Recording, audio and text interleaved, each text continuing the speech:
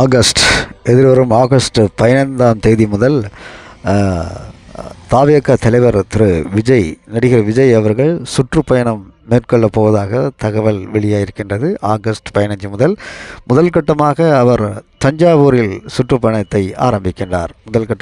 தஞ்சாவூரில் சுற்றுப்பயணத்தை ஆரம்பித்து சுமார் 100 இடங்களை அவர் சுற்றி வருவதாக இருக்கின்றது.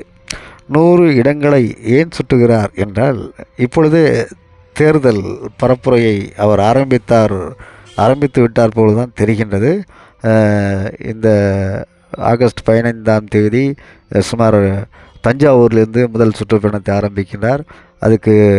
அதற்கான ஆயத்த பணிகள் ஆரம்பமாகிவிட்டதாக தகவல் வெளியாகிருக்கின்றது.